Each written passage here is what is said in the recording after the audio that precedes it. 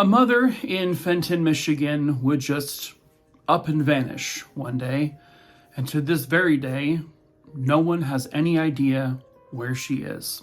Hello, true crimerers. This is the case of Randa Jawhari. Viewer discretion is advised.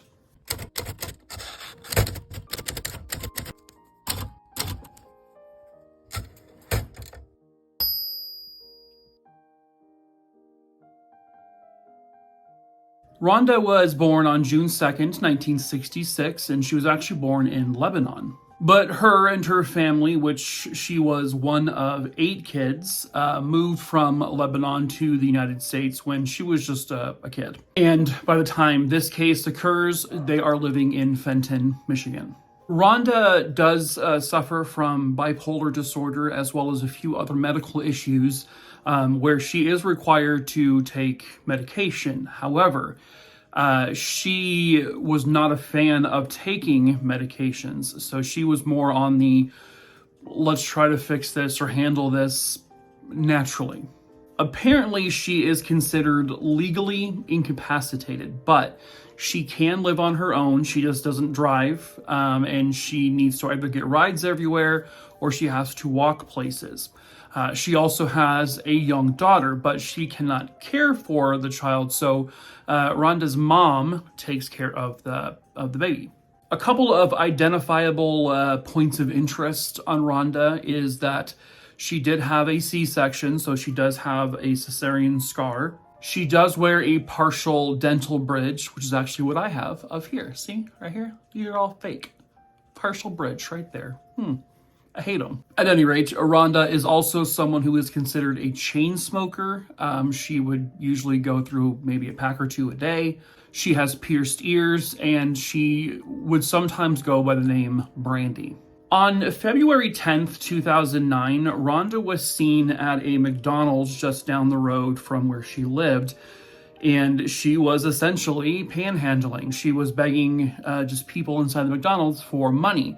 So the McDonald's called the police, and Randa was escorted off of the property. And then the next day, on February 11th, 2009, she called her sister sometime around 11:30 p.m., She said as she was getting ready for bed, she was, in her robe and everything was nice and normal at home, and she would talk to her sister again the next day. So something about this family is that because of Rhonda's conditions, the family was in constant contact with her. She would call them many times a day, and if she didn't, they would call her.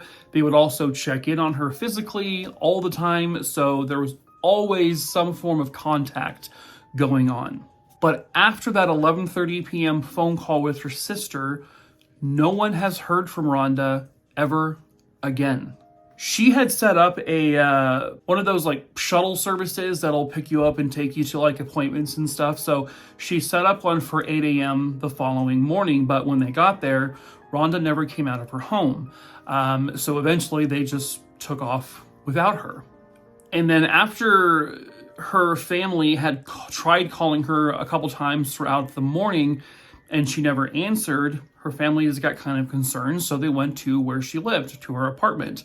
When they got there, there was an immediate red flag. Her front door was just wide open. But inside, no signs of Randa. She was gone. To make matters more concerning, not a single thing was missing other than Randa and the robe she usually wore to bed. She actually had her clothing laid out on the bed that she would be planning to be wearing, but her bed had looked like it hadn't been slept in. The coffee pot, which she drank coffee every morning, coffee pot wasn't full, and it also was just cold. It wasn't, there was no indications that she had tried to make a pot of coffee at all that morning. Her ID cards, her purse, all of her belongings still in the apartment. She didn't even take her packs of cigarettes with her, which, like I said, she is a chain smoker, and that's not just something you go, never mind, I'm not gonna, I can go without them for a day. For people who are chain smokers, they would definitely bring them with her. That being said, they can't say whether or not she might have already had another pack on her, but, it was concerning to them that there were still cigarettes in the house next to her chair where she always sat down to watch TV. She didn't have a cell phone. She only ever used landlines. She could not drive, so she had no driver's license. She had a bank account, but there really wasn't a whole ton in it, and there has not seemed to be any activity at all after she just up and vanished. The only lead or tip that police have is that there was a man who another business would come forward to say that Randa had always gotten a ride from some man. It was always the same guy. And this guy would always come into the business. This was like a dentist office, by the way. And he would always seem very impatient, asking the staff there, like, is she almost done? Where is she? Can we hurry it up? So the dentist office just told that to police because this may be someone of interest. Police aren't saying for sure, like, oh, this guy kidnapped her or murdered her. They just want to know who he is so they can talk to him to see if maybe he has heard from Randa. They do consider her missing and endangered, so they don't consider her as someone who just walked out of her apartment one day and said, yeah, fuck it, I'm leaving life. Like, no. This is a composite drawing of the man, by the way, that the dentist office claimed to be the impatient person. The sort of suspicious thing, though, is that this man has never come forward to literally anyone. I mean, he existed. He was seen, the same guy was seen with Randa multiple times. So why hasn't he come forward to police to say, like, oh yeah, that's me. I don't know where she is. Here, give me a lie detector test, give me whatever you want. I'll do whatever I need to do to prove I'm not guilty of anything. He's never come forward at all. Police with volunteers had searched the entire area. They left, no stone unturned. They looked through the, wooded areas, and there's just been no sign of her whatsoever. Police questioned neighbors, like, did you guys hear anything, see anything unusual the night she may have disappeared? They said, no. Didn't hear a single peep coming from her apartment. Didn't see anything. The apartment complex does have CCTV cameras, and it's facing towards the parking lot.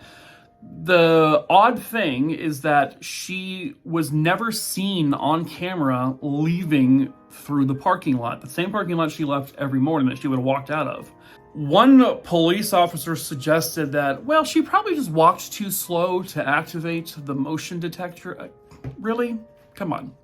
There was a car caught on that CCTV camera roughly around 4:30 a.m., 5 a.m., the morning she may have vanished, like the night of going into the morning. But it was so hard to see, you couldn't make out a license plate, you really couldn't tell what type of car it was, and you certainly couldn't see who was driving it. This may be a completely unrelated vehicle to this entire thing. But it also could be the guy that drove her places that maybe picked her up and took her somewhere and did something to her. Police would check her phone records. Again, she only had a landline. There was no phone calls that she made or received after that 11:30 p.m. call with her sister. Given, her mental health conditions, it is possible that maybe something happened because she wasn't one to take, a bunch of medications, even though she, was told she needed to be on them. It is possible she may have just walked out of the apartment with her robe on and then just, who knows, and then somehow just wandered off and got hurt and no one helped her and she died. Maybe someone took her as she was walking. Could she have been kidnapped from her home? It likely would not have been like a stranger who did it because, again, there was no sound or anything, so it would have been someone she probably knew. But this is just another story of a person who just poofed into thin air and has never been seen or heard from ever again. And that always baffles me, that a person can just be gone. And that's it. If you have any information about the whereabouts of Randa Jawhari, if you know what may have happened to her that day, you can go to cityoffenton.org and send them an anonymous email or message. You can contact Fenton Police by calling 810-629-5311, or you can call an anonymous tip line, the Crime Stoppers tip line, which I'll put that information here on the screen. Someone out there knows what happened to Randa Jawhari. And if you are that person, you should probably at least do something for her family to find closure. But that is it for today's true crime in a short amount of time video. We will see you tomorrow for another full-length true crime story. So until then, ta-ta for now, true crime-a-roonies. Alrighty, alright, alright, brother. That was a straight guy talk right there.